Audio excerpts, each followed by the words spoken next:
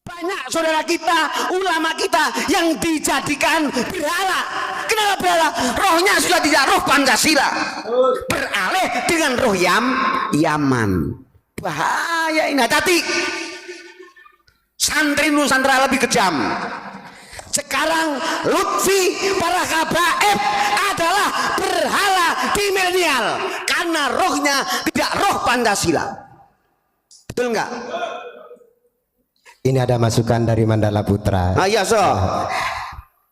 Kaki Habib yang gila atau yang maksiat masih lebih mulia daripada kepala kiai yang bersorban atau kiai yang nikahi hadis Ba'alawi. Itu dikatakan tae. Ini kan kurang ajar.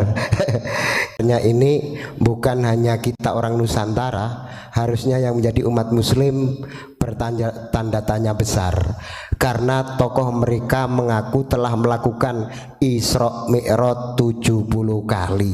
Ini kan butuh dipertanggungjawabkan. Kenapa? Lah kalau baginda Rasulullah saja Isra Mi'raj sekali dengan membawa oleh-oleh perintah sholat, ini yang ditokohkan oleh mereka katanya Isra Mi'raj 70 kali. Berarti baginda Rasulullah kan sudah nggak ada apa-apanya.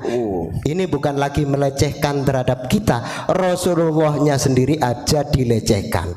Bagaimana hal-hal tersebut terus kita maklumi? Harusnya hal-hal tersebut yang menjadi apa ya, kita sadar bahwasanya mereka sudah overdosis.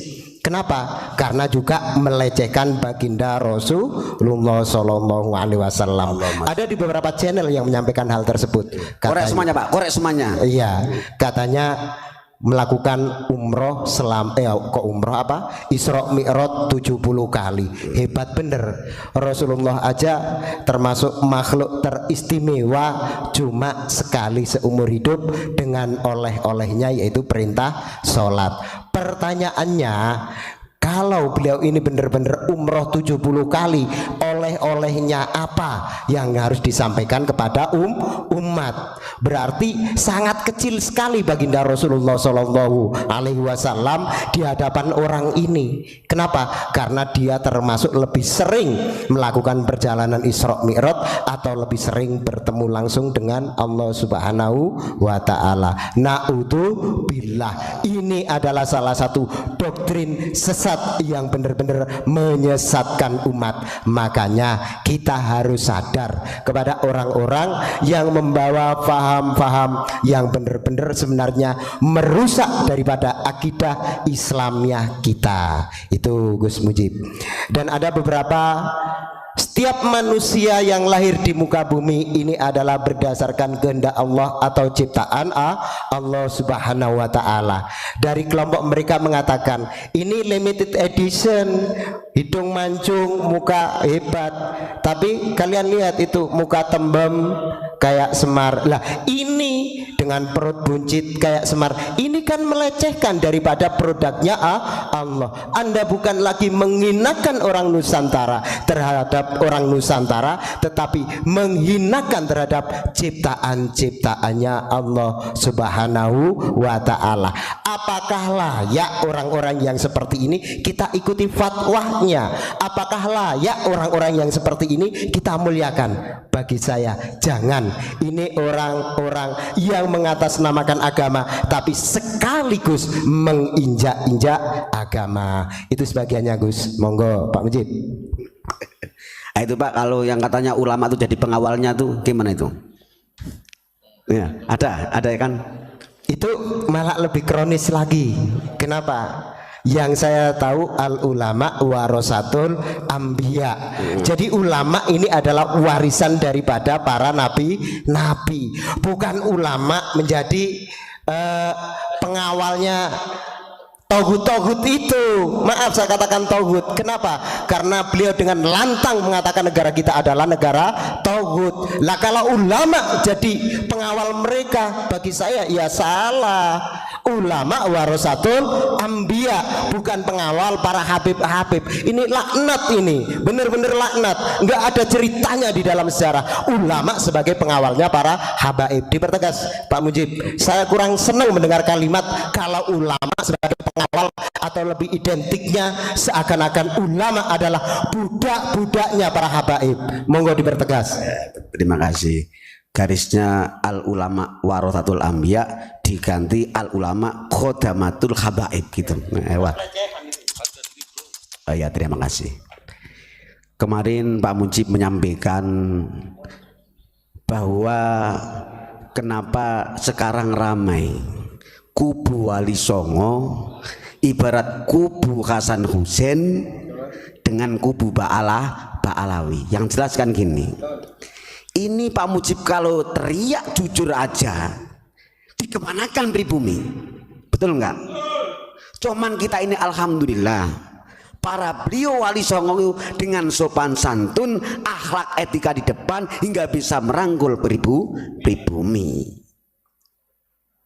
Itu aja kalau Pak Mujib sekarang yang ada di pribumi ini duriyah dan mereka marah saya orang pribumi, betul nggak?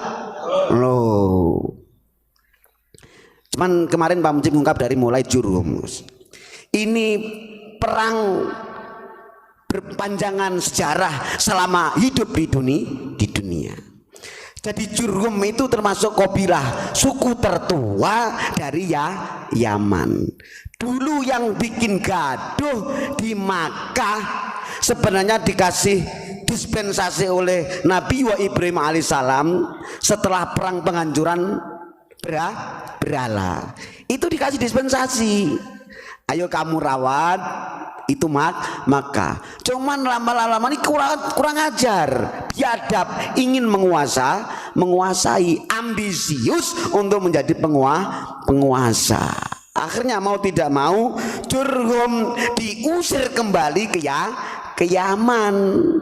Itu di era Nabi Ibrahim dan Ismail. Itu aja dengan bejatnya. Ini licik bahwa oke, saya diusir dikembalikan ke Yaman, saya tutup nanti air Zam-Zam. Jadi air Zam-Zam itu Gus disembunyikan, pokoknya dilenyapkan sampai hilang. Makanya bukti Nabi kita sampai ketemu, ya kan? Loh, awal yang menutup Zam-Zam ini mereka suku Jurhum. Dari mana? Dari Yaman. Itu nanti ada harapan kembali suatu saat dia yang tahu, karena dia yang ngubur Zam-Zam. Bahkan harta yang berkaitan dengan Ka'bah itu ditimbun bahwa nanti akan menjadi harta karun mereka. Maka pantas di era Abroha merebut kembali mau menghancurkan Ka'bah. Dalam sejarah mencatat ini sebenarnya bukan faktor agama, tapi faktor ekonomi. Jadi ekonomi global. Ini kalau Yaman sebenarnya nggak ada apa-apanya, miskin. Mau menyerang ke Makkah aja, minta bantuan Najasyi, dihadirkannya yaitu gajah yang besar. Itu Yaman nggak punya itu. Najasyi yang punya. Kita tarik ulur, berarti berkepanjangan bos. Kubu Nabi Muhammad, kubu Nabi Ibrahim dengan kubu Jurhum ini sampai ke Nusantara. Masing-masing mencari pendukung. Betul nggak Pak Imron? Jadi intinya bukan syiar tapi mencari kekayaan gitu. Nah, gelo. Sekarang saya kupas, mohon maaf, sebagai pribumi, kalau dari versi Abuya, saya berangkat ngupas dari berhala, mohon maaf. Pak Mujib berani menaskan sebagai pribumi, sebagai orang Indonesia yang berdasarkan Pancasila. Hati-hati, pribumi bicara. Kenapa Abuya teriak toreko pun dirampas? Betul. Di era Nabi Ibrahim wajar yang namanya berhala. Kalau berhala di era milenial siapa? Yaitu orang-orang yang tidak punya jiwa ruh Pancasila. Ayo, Sampaikan saudara-saudara, siapapun yang tidak punya ruh jiwa Pancasila, inilah berhala-berhala di milenial sekarang. Betul? Nah. Lutfi berani merampas seluruh toreko, dirampok dengan dalih bahwa toreko terbaik torekonya habaib. Banyak di videonya. Dia mau menghabaibkan dari Sabang sampai Merauke. Indonesia ini yang ditakuti apa? Rohnya. Kalau roh sudah dirampas, bahaya. Banyak saudara kita, ulama kita yang dijadikan berhala. Kenapa berhala? Rohnya sudah tidak roh Pancasila, beralih dengan roh Yaman. Bahaya ini, hati-hati. Santri Nusantara lebih kejam. Sekarang Lutfi para habaib adalah berhala di milenial karena rohnya tidak roh Pancasila. Betul enggak? Ini ada masukan dari Mandala Putra. Iya, so. Kaki Habib yang gila atau yang maksiat masih lebih mulia daripada kepala kiai yang bersorban atau kiai yang nikahi hadis Ba'alawi. Itu dikatakan tae. Ini kan kurang ajar. Kiai runtang-runtung ke pemerintahan adalah kiai yang busuk. Ini adalah kalimat-kalimat yang sangat tidak mendidik. Bagi saya pernah ada kalimat seperti ini. Kalau habaib yang gila, katanya nasnya masih duriah Nabi. Kalau kiai yang gila, bagaimana? Jawabannya sebenarnya sama. Habaib yang gila dan kiai yang gila wajib masuk rumah sakit jiwa. Nggak ada yang hebat dan nggak ada yang istimewa. Hanyalah orang yang nggak waras yang mengistimewakan orang gila. Pakai pikiran yang waras. Walaupun Anda habaib, kalau gila ya cepet-cepet bawa ke rumah sakit jiwa. Itu saran saya. Yo.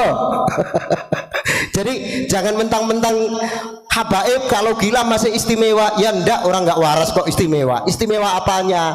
Segera bawa ke rumah sakit jiwa biar sembuh mentalnya. Itu Pak Mujib, karena ada masukan yang sangat menggelitik. Masa orang gila kok lebih istimewa?